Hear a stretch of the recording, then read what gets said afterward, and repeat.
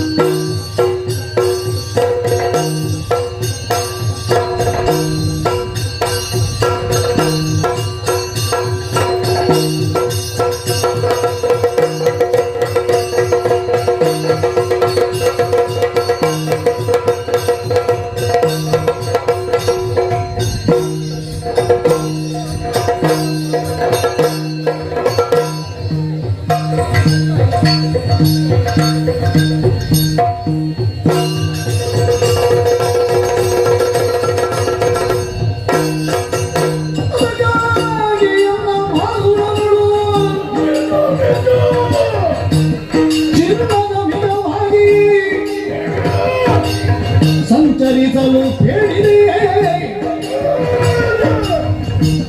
ತಂಗಿಗಾದ ಭಂಗಿ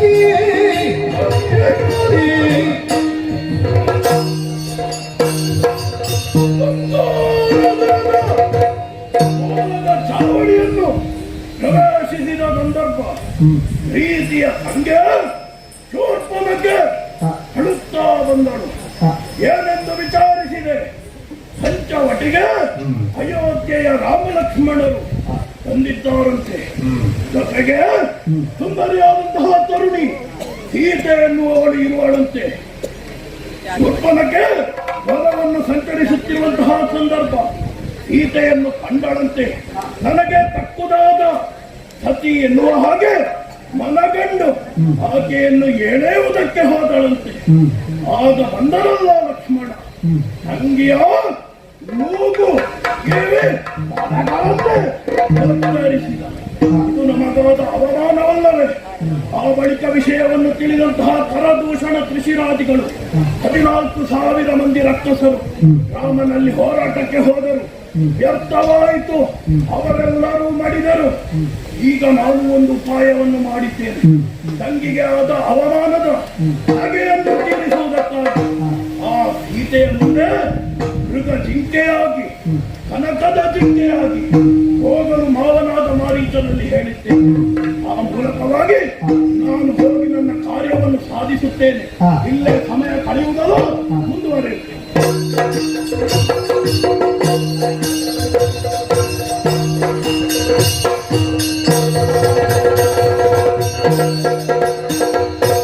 ನೋಡಿದನಗಿ ಭ್ರಮೆಗೂಡಿ ಮಿಗವ ಕಂಡು ತನ್ನ ರತನ ಕೂಡಿ ಬೇಡಿದಳು.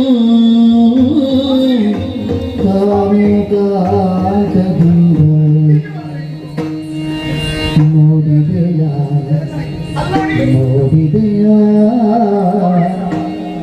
ನೋಡಿದೆಯ ರಾಮ, ನೋಡಿದೆಯ ರಾಮ,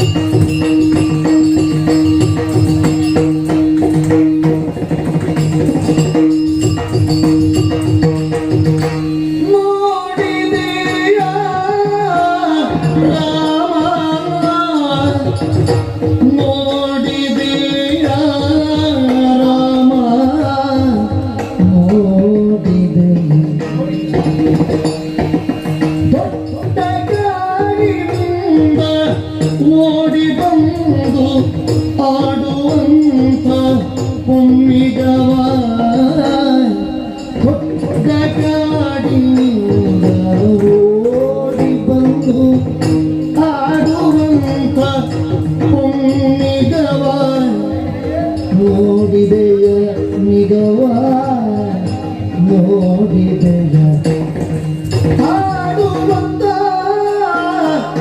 ಪುಣ್ಯಗವ ಆಡುವಂಥ ಪುಣ್ಯಗವ ನೋಡಿದೆಯ ರಾಮ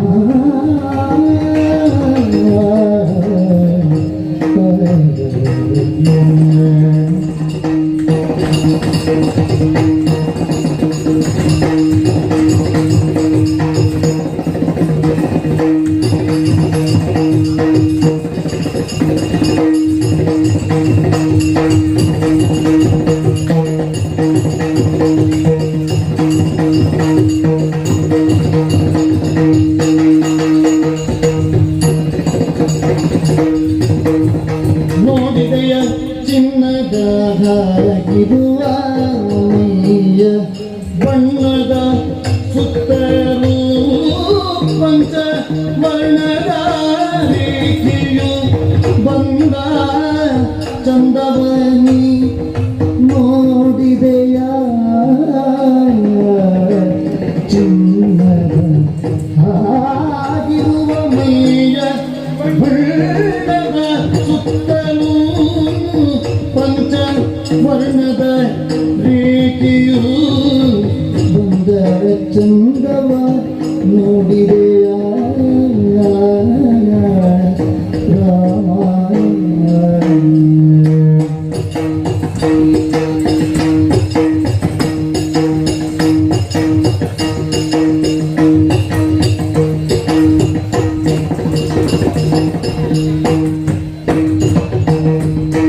ಸಣ್ಣ ಸಣ್ಣ ಕಾಲ ಬೆರಳು ಸಾಲಿನು ದೂರ ಭಾವಂಗಳ ಸಣ್ಣ ಸಣ್ಣ ಸಣ್ಣ ಸಣ್ಣ ಸಣ್ಣ ಸಣ್ಣ ಕಾಲು ಬೆರಳು ಸಾಲಿನು ದೂರ ಭಾವಂಗಳ ತನ್ನಂಗ ದಿನ್ನಂಗ ದಿಕ್ಕಿಟ ತೋಯಂದು ತನ್ನಂಗ ದಿನ್ನಂಗ ದಿಕ್ಕಿಟ ದಿಕ್ಕಿಟ ದಿಕ್ಕಿಟ ತೋಯಂದು ಕುಣಿವ ಮಿಗವ ನೋಡಿದೆಯ ರಾಮ ಕುಣಿವ ಮಿಗವ ಕುಣಿವ ಮಿಗವ ನೋಡಿದೆಯ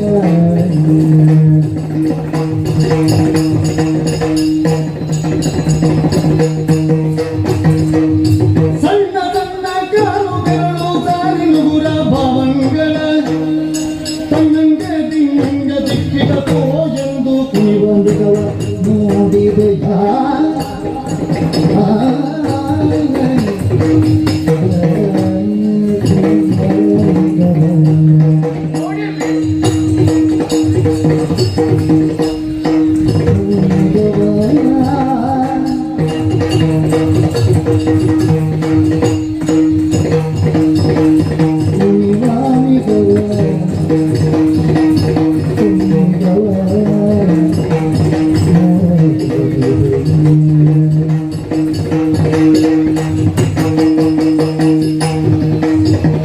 ನೋಡಿದೆಯ ರಾಮ ನೋಡಿದೆಯ ನೋಡಿದೆಯ ರಾಮ ನೋಡಿದೆಯ ತೊಟ್ಟ ಕಾಡಿನಿಂದ ಓಡಿ ಬಂದು ಆಡುವಂತ ಕುಮ್ಮಿಗವ ತೊಟ್ಟ ಕಾಡಿನಿಂದ ಓಡಿ ಬಂದು ಆಡುವಂತ ಕುಮ್ಮಿಗವ ನೋಡಿದೆಯ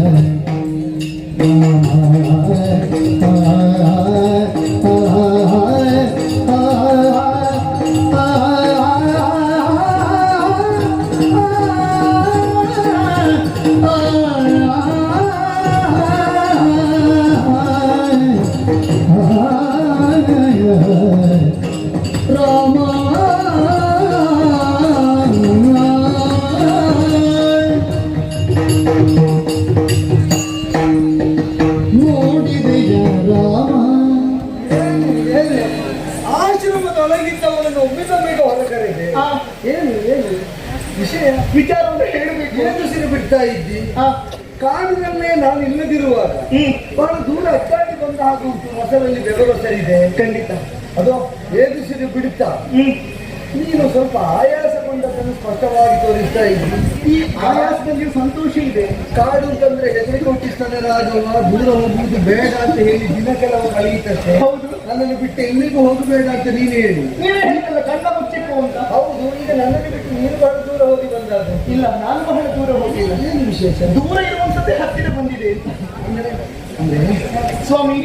ವನವಾಸಕ್ಕೆಂಬ ಹಾಗೆ ನಾವೆಲ್ಲರೂ ಈ ಕಡೆಗೆ ಬಂದು ಬರ್ತಾರೆ. ಇದುವರೆಗೆ ನಿಮ್ಮ ಮುಖವನ್ನು ನಾನು ನೋಡ್ತಾ ಇದ್ದವರು, ನನ್ನ ಮುಖವನ್ನು ನೀವು ನೋಡ್ತಾ ಇದ್ದವರು. ನಮಗೆ ನೋಡುವುದಕ್ಕೆ ನಮ್ಮ ಮುಖ ಅಲ್ಲದ ಮತ್ತೆಲ್ಲುಂಟು. ನಮ್ಮವರು ಅಂತಂದು ಬೇರೆ ಯಾರು ಜೊತೆಗಿಲ್ವರು.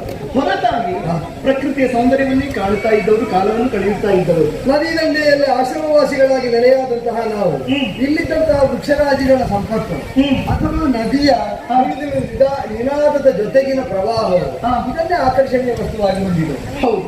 ಈ ಪ್ರಕೃತಿಯ ಸೌಂದರ್ಯವನ್ನೇ ಕಾಣುತ್ತಾ ಸಂತೋಷಗೊಂಡವರು ನಾವು, ಮೈಮರೆತವರು ನಾವು. ಇವತ್ತು ಹಾಗೆ ನಾನೊಂದು ವಿಶೇಷವನ್ನು ಕಂಡೆ. ಏನು ವಿಶೇಷ?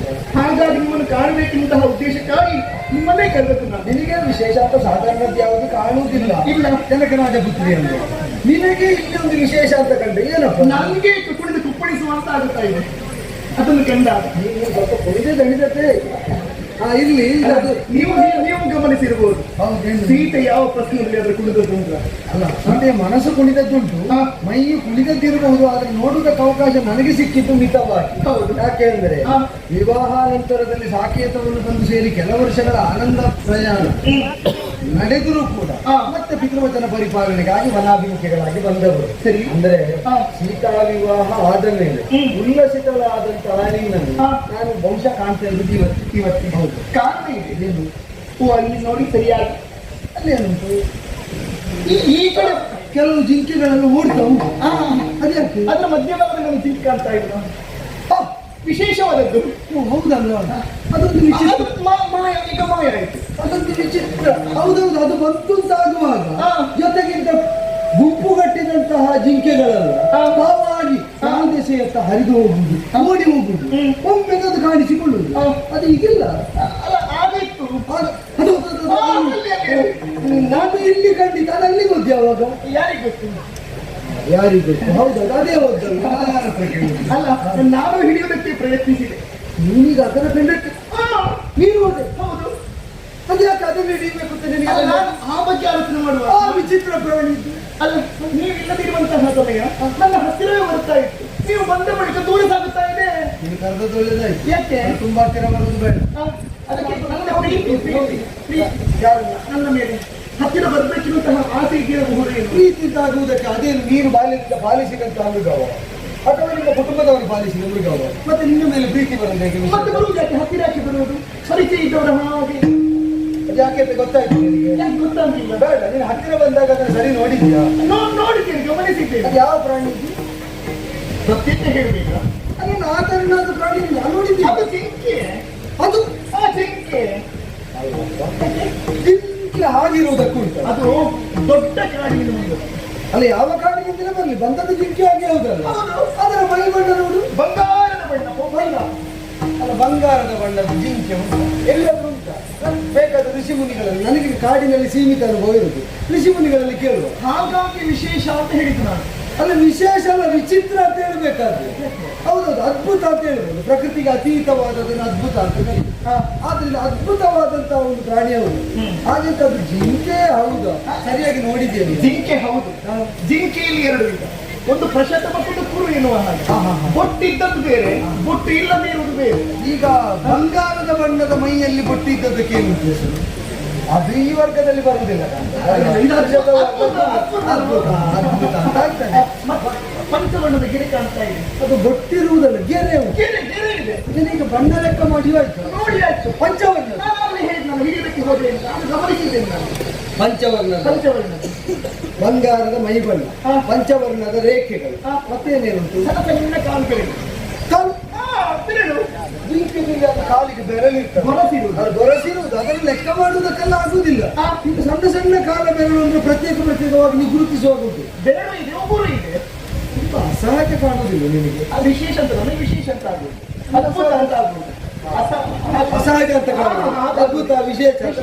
ಸಣ್ಣ ಸಣ್ಣ ಕಾಲ ಬೆರಳು ಅದು ನೋಡಿದ್ರ ಕುಣಿಯುವಂತಹ ಚಂದ ನನ್ನ ಹತ್ರ ಬರಲಿಲ್ವಲ್ಲ, ನೀವೇ ನೋಡಿರ್ಬೇಕಷ್ಟೇ. ಯಾರು ನೃತ್ಯಾಭ್ಯಾಸವನ್ನು ಮಾಡಿದೆಯೋ, ಯಾರಿಗೆ ಗೆದ್ದೆ ಕಲಿಸಿಕೊಟ್ಟಿದ್ದಾರೋ ಅದೀಗ ನಾಟ್ಯ ಮಾಡಿ ತನ್ನಂಗ ತಿನ್ನಂಗ ದಿಕ್ಕಿದತ್ತೋ ಅದಕ್ಕೆ ಲಯ ಹೇಳಿಕೊಟ್ಟದ್ದು. ಯಾರಿಗೆ ಗೊತ್ತ? ನೀನೇ ಹೇಳಿಕೊಡ್ತೀಯ ಹೇಗೆ ಅಂತ ನೀನು ಹೇಳಿಕೊಟ್ಟದ್ದಲ್ಲ, ನಾನು ಆಗಿ ಕಲ್ತದ್ದು. ತಾಳ ಬದಲಾವಣೆ ಆಗ್ತಾ ಇತ್ತು. ಅದು ಎಲ್ಲ ಇದೆ, ಬಾಯ್ತಾಳೆ ಇದೆ ಅಲ್ಲ, ಹೇಳಿದೆ ಅದಕ್ಕೆ ಹೇಳಿದೆ ಬಾಯ್ತಾಳೆ ಹೇಗೆ ಅಂತ. ತನ್ನಂಗ ತಿನ್ನಂಗ ದಿಕ್ಕಿದತ್ತೋ. ಈಗ ನಿನಗೆ ನಾಟ್ಯಾಭ್ಯಾಸ ಅಲ್ಪ ಸ್ವಲ್ಪ ಆದ್ರೂ ಆಗಿರ್ಬೇಕು, ಬಾಯಿ ಆಗಿರ್ಬೇಕು. ಈಗ ಬಾಯ್ತಾಳಕ್ಕೆ ಅನುಗುಣವಾಗಿ ಕುಡಿಯುವುದು, ಕುಡಿದಕ್ಕೆ ಅನುಗುಣವಾಗಿ ಬಾಯ್ತಾಳ. ಬಾಯ್ತಾಳಕ್ಕೆ ಅನುಗುಣವಾಗಿ ತಿನ್ನ. ಇದೀಗ ನೀನು ಅದು ಕುಣಿತಕ್ಕ ಬಾಯ್ತಾಳ ಹೇಳಿಸಲು ಯೋಚನೆ ಮಾಡು. ಈಗ ಅದು ಇದ್ದ ಬಾಯ್ತಾಳಕ್ಕೆ ಅನುಗುಣವಾಗಿ ಕುಣಿದದ್ದಲ್ಲ, ಅದು ಹೊಂದಾಣಿಕೆ ಆಯ್ತು. ಅದು ಹೊಂದಾಣಿಕೆ ನೀನು ಮಾಡಿದ್ದು ಅಂತ ಹೇಳುದು ನಾನು. ಅದು ಇದ್ದದ್ದಲ್ಲ, ನಿನಗೆ ಎಲ್ಲವೂ ಗೊತ್ತಿದ್ದದ್ರಿಂದ ಅದಕ್ಕೆ ಸರಿಯಾದದನ್ನು ನಿನ್ನ ವಶದಲ್ಲಿ ನೀನು ಹೇಳಿ. ನೀವು ಹೇಳಿ ಒಳ್ಳೆಯದಾಯ್ತು. ನೋಡಿ, ಅದು ತಿನ್ನೋದಕ್ಕೆ ಸರಿಯಾಗಿ ನಾನು ಬಾಯ್ತಾಳ ಹೇಳಿ. ನನ್ನ ಬಳಿಯಲ್ಲೇ ಇದ್ರೆ ತಾಳಕ್ಕೆ ಸರಿಯಾಗಿ ಕುಡಿಸಬಹುದಲ್ವಾ? ನಿನ್ನ ಬಳಿಯಲ್ಲಿ ಇರುವುದು ಹೇಗೆ? ಅದು ಜಿಂಕೆಗಳ ಬಳಿಯಲ್ಲೇ ಇರುವುದಿಲ್ಲ, ಅಂಕು ಬಿಟ್ಟು ಓಡ್ತಾ ಉಂಟು. ಇಲ್ಲೊಮ್ಮೆ ಕಾಣಿಸಿದ ಅಲ್ಲೊಮ್ಮೆ ಕಾಣಿಸ್ತದೆ, ಅದೊಂದು ಹತ್ತಿರ ಬಂದಾಗ ಕಾಣ್ತದೆ, ಮತ್ತೊಂದು ಮರೆಯಾಗಿ ಹೋಗ್ತದೆ. ಅದು ನಿನ್ನ ಬಳಿಯಲ್ಲಿ ನೀವು ಮನಸ್ಸು ಮಾಡಬೇಕು. ನಾನು ಮನಸ್ಸು ಆ ಜಿಂಕೆಯನ್ನು ನನಗಾಗಿ ತಂದುಕೊಡಬೇಕು ಅಂತ ಕೇಳುವುದು. ಈಗ ಅರಸಿ ಅರಸಿ ಅರಸಿ ನೀನು ಹುಡುಕಿ ಹೊಂದುವುದಕ್ಕೆ ಅದನ್ನು ಅರಸಿ ನೀ ಸುಮ್ಮಗೆ ಭ್ರಮೆಗೊಳ್ಳಬೇಡವೇ.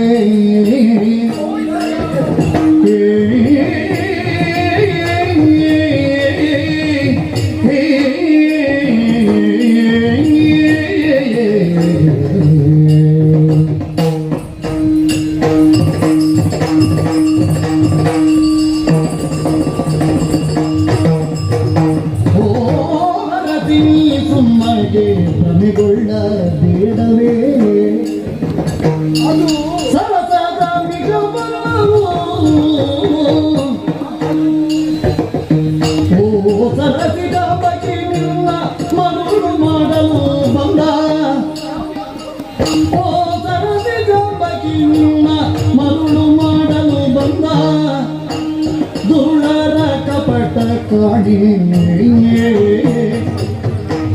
ಓ ಮರಸಿ ಸುಮ್ಮಗೆ ಭ್ರಮೆಗೊಳ್ಳಬೇಡವೇ.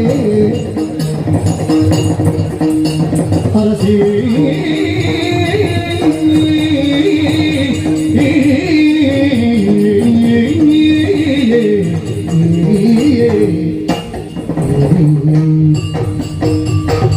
ನೀನು ಅಲ್ಲಿ ಬಿಕ್ಕಬೇಡ. ಅಲ್ಲಿ ನೋಡಿ, ಅರಸಿ ನಿನ್ನ ನೀವು ಅರಸಿ ಬರ್ತೀರಾ? ಅಲ್ಲಲ್ಲ, ನಾನು ಅರಸುವ ಹಾಗೆ ಆಗಬಾರದು ನನ್ನ ಅರಸಿಯನ್ನು ಎಂಬುದಕ್ಕಾಗಿ ನಾನು ಹೇಳುದು. ಅರಸಿ ನಿನ್ನನ್ನು ಹುಡುಕುವಾಗ ನಾನು ಎಲ್ಲಿ ಹೋದರಪ್ಪ ಅಂತ ಆ ಸ್ಥಿತಿ ಬರೋದು ನಿನಗೆ ಇಷ್ಟವ? ಬೇಡ. ಹಾಗಾದ್ರೆ ಅದರ ಬೆನ್ನತ್ತಿ ಹೋಗುದು ಅದು ಸಹಜವಾದ ಮೃಗ ಅಲ್ಲವೇ? ಯಾಕೋ ಯೋಚನೆ ಮಾಡಿ. ಈಗ ಪ್ರಾಣಿ ಶಾಸ್ತ್ರಜ್ಞರಾದವರು ಪ್ರಾಣಿಗಳು ಹೇಗಿರ್ತದೆ ಅಂತ ಗುಣಲಕ್ಷಣ ನಿರ್ವಚನೆ ಮಾಡಿದ್ದಾರೆ. ಯಾವ ಜಿಂಕೆಗೂ ನೀನು ಹೇಳಿದ ಗುಣಲಕ್ಷಣಗಳನ್ನು ಹೊಂದಿದ್ದು ನಾನು ಕೇಳಿ ತಿಳಿದಿಲ್ಲ. ಆದ್ದರಿಂದ ಅದು ಸರಸದ ಮೃಗ ಅಲ್ಲ, ವಿಶೇಷ ಪ್ರಭೇದ ಇರಬಹುದು. ವಿಶೇಷ ಪ್ರಭೇದ. ಇದು ರಾಕ್ಷಸ ಪ್ರಭೇದದಲ್ಲಿ ಹುಟ್ಟಿ ಜಿಂಕೆಯ ಆಕೃತಿಯನ್ನು ತಳೆಗೆ. ನಾನು ಪ್ರಾಣಿ ತಜ್ಞರಲ್ಲ, ಆದ್ರೆ ಇಷ್ಟು ಸಮಯದ ಅನುಭವದಲ್ಲಿ ರಾಕ್ಷಸರು ಹೇಗೆಲ್ಲ ವರ್ತಿಸ್ತಾರೆ ಅಂತ ನೋಡಿದ್ದೇನೆ. 16 ವರ್ಷದ ಹೆಣ್ಣಾಗಿ ಒಬ್ಬಳು ಬಂದದ್ದು ನೋಡಿದ್ಯಾ? ಈಗ ಅದನ್ನು ನೋಡುವಾಗ ರಾಕ್ಷಸಿತ್ತು ನಿನಗೆ ಗೊತ್ತಾಗಿದ? ನಾನು ಎಲ್ಲ ಕಿವಿಯಲ್ಲಿ ಹೇಳಿದ್ರಿಂದ ನೀನು ಹೇಗಾಡ್ತಾ ಅದನ್ನು ಅವಳು ಹೇಳಿದ್ದನ್ನೆಲ್ಲ ಆಸ್ವಾದಿಸಿದ ಬಿಟ್ರೆ, ಇಲ್ಲದಿದ್ರೆ ಅವಳು ಹೇಳಿದ್ದು ನೋಡಿ ನೀ ಜಿಗಿ ನೋಡಿ ಬೇಕಾಗಿತ್ತು. ಬ್ರಾಹ್ಮಣ ವೇಷಕ್ಕೆ ಬಂದದ್ದು ಯಾವುದು? ಹೌದು, ಅದನ್ನೇ ಮಾರೀಚ ಬಂದದ್ದು. ಅಂದ್ರೆ ಸಾಧು ಸ್ವಭಾವದ ವಿಪ್ರ ರೂಪದಲ್ಲಿ, ಅವಲೆಯಾದಂತಹ ಒಬ್ಬಾಕೆ ತರುಣಿಯ ರೂಪದಲ್ಲಿ ರಾಕ್ಷಸರು ಬರ್ತಾರೆ ಅಂತ ಆದ್ರೆ ಕಪಟದ ಮೃಗವಾಗಿ ಹೊಂಬಣ್ಣದಿಂದ ಶೋಭಿಸ್ತಾ ಯಾಕೆ ಬರಬಾರದು? ನಿನ್ನನ್ನು ಅದೇ ಹೇಳಿದ್ದು. ಇಂಥದ್ದನ್ನೆಲ್ಲ ನೋಡಿ ಮರುಳಾಗಿ ನನಗೆ ಬೇಕು ಅಂತ ಹೇಳುವುದು ಇದ್ದಾರೆ ಅಂತ ಇವರೆಲ್ಲ ವೇಷ ಮಾಡುವುದು. ಅದು ಸಾಧು ಪ್ರಾಣಿಯಲ್ವ? ಸಾಧು ಪ್ರಾಣಿಯ ವೇಷ ಹಾಕಿದ ಒಳಗಿನ ಮನಸ್ತತ್ವ ಸಾಧುವಾದದ್ದಲ್ಲ, ಅದು ಕ್ರೂರವಾದದ್ದು, ಅದು ವಂಚಕವಾದದ್ದು, ಅದು ಕಪಟದ್ದು. ನಿನ್ನನ್ನು ಮರುಳು ಮಾಡಲು ಬಂದದ್ದರಿಂದ ಅದನ್ನು ದೂರದಲ್ಲಿ ನೋಡುವುದೇ ಬೇಡ, ತಪ್ಪು ಅಂತ ಹೇಳುವವ ನೀನು ಅದನ್ನು ಹೊಂದಬೇಕು ಅಂತ ಹೇಳ್ತಿ. ನನ್ನಿಂದ ಆಗಲಿಕ್ಕೆ ಜಗದೇ ಕಬೀರನೇ ಕೈಯ ಮುಗಿದು ಪೇದುವಿದಮ್ಮಯ್ಯ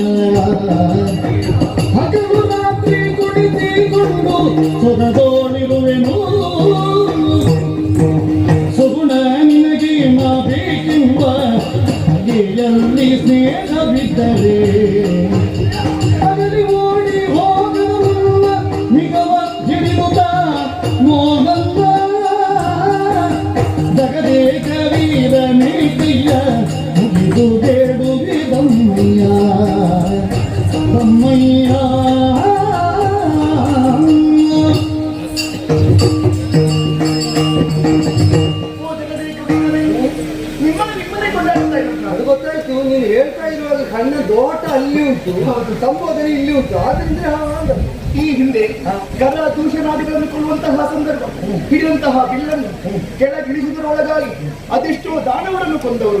ಈಗ ಹೊರಗೆ ಬಂದ ಮೇಲೆ ನಿಮಗೆ ಗೊತ್ತಾದ್ದು ಆ ಗುಹೆಯೊಳಗೆ ಲಕ್ಷ್ಮಣನ ಜೊತೆಯಲ್ಲಿ ನೀವು ಉಪದ್ರವಾಗಿ ಇಳಿಸಿದ ಮೇಲೆ ನಾನು ಹೋರಾಟ ಮಾಡಿದ್ದು ಏನು ನೋಡ್ಲಿಲ್ಲ. ನೀವು ಬರುವಾಗ ಇಲ್ಲಿ ಕೆಳಗಿಳಿಸಿ ಹೊಸಲು ಒಲಿಸಿಕೊಳ್ತಾ ಇದ್ದೆ, ಅದನ್ನು ನೋಡಿದ್ದಷ್ಟೇ. ಹಾಗಾಗಿ ಎನ್ನುವಂತಹ ನನ್ನ ಆ ಭಂಗಿ ನೋಡಿ ಇಷ್ಟನ್ನು ಮಾಡಿದ್ದೀವ ಅಂತ ನೀವು ಗ್ರಹಿಸಿ ಜಗದೇಕವಿರ ಅಂತ. ಹಾಗೆ ನೀವು ಏನಾಗಬೇಕಂತೆ ನನ್ನ ಮೇಲೆ ಪ್ರೀತಿ ಬನ್ನಿ. ಅದುಂಟು ಈಗ ನಾನು ಬಾಯ್ದರೆಯಾಗಿ ಹೇಳಿ ಆಗಬೇಕು. ಪ್ರತ್ಯೇಕವಾಗಿ ಹೇಳಬೇಕು ಅಂತ ಇದ್ದದ್ರಿಂದ ನೀನು ಹಠ ಮಾಡಿದಾಗ ನೀವು ಗಂಡಸರು ಅಂತ ಕೇಳಿದಾಗ ಅದನ್ನು ಸಹಿಸಿಕೊಂಡು ನಿಮ್ಮ ಕರ್ಕೊಂಡು ಬಂದದ್ದು. ಇಲ್ಲದಿದ್ರೆ ನಿಮ್ಮ ಜೊತೆಯಲ್ಲಿ ಕಾಡಿಗೆ ಬರ್ತೇನೆ ಅಂತ ಹೇಳಿದಾಗ ಕಾಡಲ್ಲಿ ಕಷ್ಟ ಉಂಟು ಬೇಡ ಸೀತಾ ಅಂತ ಹೇಳಿದ್ರೆ ನನ್ನಪ್ಪ ನನ್ನನ್ನು ಗಂಡಸಿಗೆ ಕೊಟ್ಟದ್ದು ಅಂತ ನಾನು ಭಾವಿಸಿದ್ದೆ. ಅದಲ್ಲ ಅಂತ ನನ್ಗೆ ಗೊತ್ತಿರ್ಲಿಲ್ಲ ಅಂತ ಚುಚ್ಚಿದ್ದು ನೀನೇ ಅಲ್ವ. ಹೌದು, ಯಾವ ಗಂಡ ಆದ್ರೂ ಇಷ್ಟು ಕೇಳಿದ ಮೇಲೆ ಒಟ್ಟಿಗೆ ಕರ್ಕೊಂಡು ಬಂದಾಗ ಅದೇ ಬಂದಿದ್ದೇನೆ ಇಲ್ವೋ, ಅದರಿಂದ ನಿಮ್ಮ ಪ್ರೀತಿ ನಿರ್ದರ್ಶನ ಮತ್ತೇನಾಗಿದೆ. ಆ ಮಾತು ಕೇವಲ ಆ ಸನ್ನಿವೇಶಕ್ಕೆ ಮಾತ್ರ ಗೊತ್ತಾಯ್ತು. ಎಲ್ಲ ಸನ್ನಿವೇಶ ಈ ಸನ್ನಿವೇಶಕ್ಕೆ ಹೌದು, ಈ ಸನ್ನಿವೇಶಕ್ಕೆ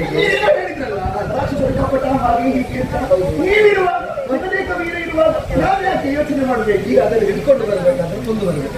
ಯಾವುದು ಅದನ್ನು ಹಿಡಿದು ಬರ್ಬೇಕಾದ್ರೆ ಮುಂದೆ ಬರ್ಬೇಕು. ನನಗೆ ಬೇಕಾದಷ್ಟು ಹಿಡ್ಕೊಂಡು ಬಂದು ಒಳ್ಳೆಯದು. ಮತ್ತೆ ರಾಕ್ಷಸರನ್ನು ಕೊಂದು ಬರ್ಲಿಕ್ಕಾದ್ರೆ ನಾವು ಹೌದು, ರಾಕ್ಷಸರನ್ನು ಹಿಡ್ಕೊಂಡು ಬಂದು ಆಟ ಆಡ್ಲಿಕ್ಕೆ ರಾಮ ಇಲ್ಲ. ಆದ್ದರಿಂದ ಅದೆಲ್ಲ ಬೇಡ ನಿಲ್ಲದು ಒಂದು ಕಡೆ ಕುಂದ್ರೆ ಅಲ್ಲ, ಅದನ್ನೇ ಹೇಳಿದ್ದು ಅದು ಕೆಟ್ಟದ್ದು, ಅದರಿಂದ ಕೇಡು ಬರ್ತದೆ ನಿನಗೆ ನಾಳೆ ಸಂಕಷ್ಟ. ಈಗ ಒಮ್ಮೆಗೆ ಆಕರ್ಷಣೆ ಹುಟ್ಟಿಸುವುದು ಪರಿಣಾಮದಲ್ಲಿ ಭೀಕರವಾಗ್ತದೆ ಸೀತೆ. ಅಲ್ಲ, ಕೊಂದರೆ ಕೊಂದು ಬಿಡಿ, ಏನಾಯ್ತದ್ರಲ್ಲಿ ಏನಾದ್ರೂ ಚಿಂತೆ ಇಲ್ಲ, ಏನಾವ ಚಿಂತೆ ಇಲ್ಲ. ನಿನಗೆ ಬೇಕು ಚಂಚಲಾಕ್ಷಿ ಕೀಳು ಅರಣ್ಯದಿ ಸಂಚರಿಪ ಮೃಗಕ್ಕೆ ಅಮ್ಮನಿತಿದು ಪಂಚತು ಒಯ್ದಿದರೆ ಮಾಡುವುದೇನು ನೀನದನು ಚಂಚಲಾಕ್ಷಿಯ ಕೇಳು.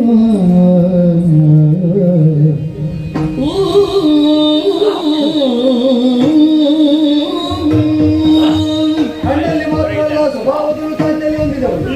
ಈಗ ಅದು ಹುಟ್ಟಿಸಿದ ಆಕರ್ಷಣೆ. ಮೊದಲೇ ಆಕರ್ಷಿತನಾಗಿ ನಿನ್ನ ಕೈ ಹಿಡಿದ ನಾನು, ನನ್ನ ಮಾತಿಗಿಂತ ಈಗ ಅದೇ ಇಚ್ಚಲ್ಲ. ಈಗ ಅದನ್ನು ಕೊಡುವುದೇ ಇಲ್ಲ ಅಂತ ಹೇಳಿದ್ರು, ತಂದು ಕೊಡುವುದೇ ಇಲ್ಲ ಅಂತ ಹೇಳಿದ್ರು. ಸುಮ್ಮನೆ ಸುಮ್ಮನೆ ನಿಂತಿಲ್ಲ ಅಂದ್ರೆ ಏನು ಮಾಡ್ತೀನಿ? ನನ್ನ ಆಸೆ ಮೊದಲಿಗೆ ಬಂದಿದೆ. ಮತ್ತೆ ನನ್ನ ಆಸೆ ಒಂದೇ ಇದೆ. ಹೌದು, ಹಗಲು ರಾತ್ರಿ ಉಳಿಸಿಕೊಂಡು ಚೆನ್ನಾಗಿರ್ತೀನಿ ಎನ್ನುವ ಹಾಗೆ ನಿಮ್ಮಲ್ಲಿ ಬೇಡಿಕೊಂಡು ನಾನಿದ್ದೇನೆ. ಯಾವುದು? ನಿನಗೆ ಬೇಕಾದ ಹಾಗೆ ತೆಗಿಲಿಕ್ಕೆ, ನಿನಗೆ ಆಟ ಆಡಿಸಿ, ನೀವು ಒಮ್ಮಿಗೆ ನಿನಗೆ ಒಮ್ಮಿಗೆ ಆಗಬೇಕು ಅಂತ ಆಟ ಇಲ್ಲ. ಅದೇ ಬೇಕು ಅಂತ ಆಸೆ ಇದೆ. ಅದು ಬಂದ ಮೇಲೆ ಮತ್ತೆ ನಾನು ಬೇಡ ಅಂತ ಆದ್ರೆ ಅದನ್ನು ನೋಡ್ಬೇಡ. ಅತಿಶಯವಾದ ಪ್ರೀತಿ ಯಾವುದೋ ಒಂದು ವಸ್ತುವಿನೆಲ್ಲ ಪ್ರಾಣಿಯೆಲ್ಲ ಹುಟ್ಟಿದ್ರೆ ಮತ್ತೆ ಮನೆಯಲ್ಲಿದ್ದವರೇ ಬೇಡ ಅಂತ ಆಗ್ತದೆ. ಹಾಗಾಗುವುದಿಲ್ಲ. ಆಗುತ್ತದೆ, ಬೇಡ ಬೇಕೆ ಜೀವಂತವಾಗಿಲ್ಲದಿದ್ರೆ ನನಗೆ ಕಾಣುವುದು. ಜೀವಂತವಾಗಿಲ್ಲದಿದ್ರೆ ಸತ್ರು ಪರವಾಗಿಲ್ಲ.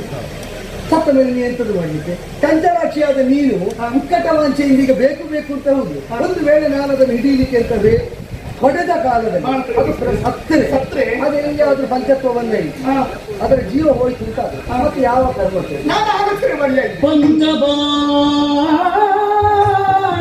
ಪಿತನೇ ಕೇಳು ವಂಚಿಸುವನಿಗ ಮಡಿದುದಾದರೆ ಕಂಚುಕವರಜಿಸುವೆನು ಕಂಚುಕವರಜಿಸುವೆನು ಚರ್ಮವ ತೆಗೆದು ಪ್ರೀತಿಯಲಿ ಪಂಚಬಾಣನ ಪಿತನೇ ಕೇಳು ಕೇಳು. ಪಂಚಬಾಣನ ಪಿತನೇ ಕೆಲಸ ಆಗಬೇಕು ಅಂತಾದ್ರೆ ಮನ್ಮತ ಅಂತ ಹೇಳ್ತಿ, ಅವನ ಅಪ್ಪ ಅಂತ ಹೇಳ್ತೀನಿ, ಏನು ಬೇಕಾದ್ರೆ ಪ್ರತಿಯೊಬ್ಬರ ಮನಸ್ಸಿನಲ್ಲಿ ಕಾಮನೆ ಹುಟ್ಟಬೇಕು ಅಂತ ಕಾರಣೀಕರ್ತರು ನೀನೇ ಆಗಿತ್ತು. ಆಯ್ತಾಯ್ತು. ಈಗ ನಿನಗೆ ಕೆಲಸ ಆಗೋದು ಕೇಳುದಲ್ಲ. ಈಗ ನೀ ಸತ್ತ ಏನು ಮಾಡ್ತಾ ಬೇರೆ ಏನೂ ಅಲ್ಲ, ನಾ ಕಂಚುಕ ಮಾಡಿಕೊಳ್ತೇನೆ. ಅದೀಗ ಉಂಟಲ್ವೇ? ಯಾವುದನ್ನು ಕಂಚುಕ ಮಾಡಿಕೊಂಡು ಅದರ ಚರ್ಮವನ್ನು ಸುಲಿದು ಆಲೋಚನೆ ಮಾಡ. ಅದು ಸಹಜವಾದ ಮೃಗವಾದ್ರೆ ಜೀವಂತ ತರ್ತೇವೆ. ಅದನ್ನು ಕೊಂದಬೇಕಾಗಿ ಬರುವುದು ಯಾವಾಗ? ಅದು ರಾಕ್ಷಸಿ ಮಾಯ ಆಗಿದೆ. ಮಾಯ ಆಗಿದೆ. ಮಾಯಾಮೃಗ ಅಂತ ತಿಳಿದ ಮೇಲೆ ಬಂದರೂ ಅದರ ಚರ್ಮ ಹಿಡಿದು ಕಚ್ಚುತ್ತ ನಿನಗೆ ಎಂತದಾಗಿದೆ? ಪ್ರೀತಿಯಿಂದಲೇ ಸುರಿಯುತ್ತೇನೆ ನಾನು. ಸೀತಾ, ಹೆಸರವಾಗಿ ಕಾಣಬಹುದು. ಬಂಗಾರದ ಬಣ್ಣದ ಕಂಚಿತ ನನಗೆ ಹೇಗೆ ಕಾಣ್ತದೆ ಗೊತ್ತುಂಟ? ದೊಡ್ಡ ಕಾಡಿನಿಂದ ಓಡಿ ಬಂದು ಈಗ ಇಲ್ಲಿ ಅಡ್ಡಾಡುವಂತಹ ಬೊಮ್ಮಿಗವಾಗಿ ಅದಲ್ಲ ನೀನು ಕಾಣ್ತಾ ಇದ್ದೆ. ದೊಡ್ಡ ಕಾಡು ಅಂದ್ರೆ ಮಿಥಿಲೆ. ಅಲ್ಲಿಂದ ಓಡಿ ಇಲ್ಲಿಯ ತನಕ ಬಂದು ಹೊಳೆಯುತ್ತಾ ಇರುವ ಹೊಮ್ಮಿಗವಾಗಿ ಕಾಣ್ತಾ ಇರುವುದು, ತನ್ನಂಗ ದಿನ್ನಂಗ ದಿಕ್ಕಿ ಕಸುವಂತ ಕುಣಿತಾ ಇರುವುದು, ಪಂಚವರ್ಣದ ರೇಖೆಗಳನ್ನು ಮೈ ಮೇಲೆ ಮನಸ್ಸಿನಲ್ಲಿ ಮೂಡಿಸಿಕೊಂಡಿರುವುದು, ಇದು ನೀನಾಗಿ ಕಾಣ್ತಾ ಇದ್ದೆ. ಜಿಂಕೆ ಈಗ ಅದೋ ಇದು ಅಂತ ನನಗೆ ಸಂದೇಹ. ಇಲ್ಲದ ಜಿಂಕೆಯನ್ನು ಹಿಡೀಲಿಕ್ಕೆ ಹೋಗಿ ಇದ್ದ ಜಿಂಕೆ ತಪ್ಪಿ ಹೋಗ್ತದೋ ಅಂತ ನನಗೆ ಆಗ್ತದೆ. ನೀವು ಚಾಡಿಸುವುದು ಬೇಡ. ಚಾಳಿಸುವುದಲ್ಲ ಅಂತ ಹೇಳಿದ್ದು. ಆಯ್ತು, ಈಗ ಅದನ್ನು ತಂದ್ರೆ ಸತ್ತಾದರು ಕೊಂದ ಮೇಲೆ ಅದರ ಚರ್ಮವನ್ನಾದರೂ ತಂದು ಕಂಚುಕ ಮಾಡಿಕೊಳ್ಳಬೇಕು. ಈಗ ನಾನು ಅಲ್ಲಿಗೆ ಹೋಗುವಾಗ ಅದು ಓಡಿಸಿಕೊಂಡು ಕಣ್ತಪ್ಪಿಸಿ ಹೋಗ್ತದೆ. ಈಗ ನಿಮಗೆ ಯಾರು? ಲಕ್ಷ್ಮಣ, ಓ ಲಕ್ಷ್ಮಣ, ಆಗ ಲಕ್ಷ್ಮಣ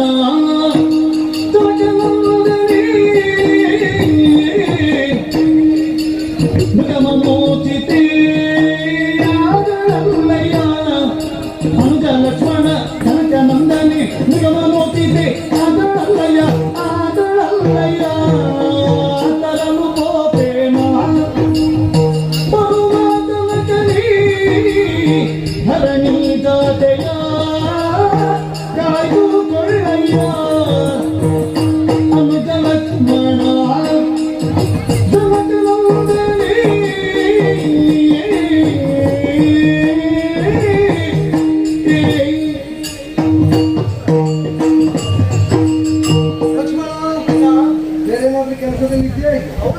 ಆದ್ರೆ ತ್ವರಿತವಾಗಿ ಕರೆಯುವುದಕ್ಕೆ ಕಾರಣ ಈಗ ನೀನು ಬರುವಾಗ ಅದು ಕಾಣುವುದೇ ಏನಲ್ಲ ಆ ಬಂಗಾರಂಗದ ಆ ಪೊದೆಗಳ ಮಧ್ಯದಲ್ಲಿ ಎಲ್ಲಿಯೋ ಇಟ್ಟುಕೊಂಡಿದೆ ಒಂದು ಹೊಮ್ಮಿಗ, ಚಿನ್ನದ ಬಣ್ಣದ ಒಂದು ವಿಚಿತ್ರವಾದ ಮಿಗ.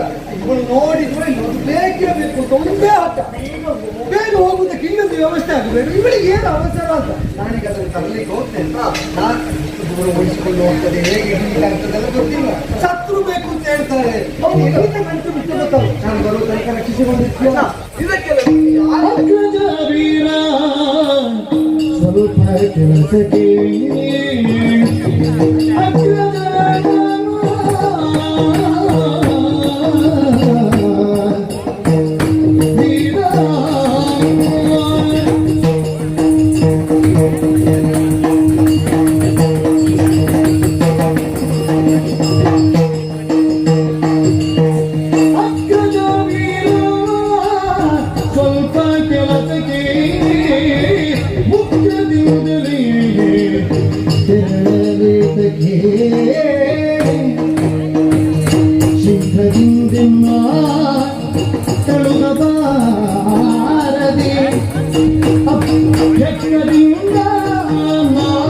ಕೊಂಡು ಬರುವೆನು ಅಗ್ರಜ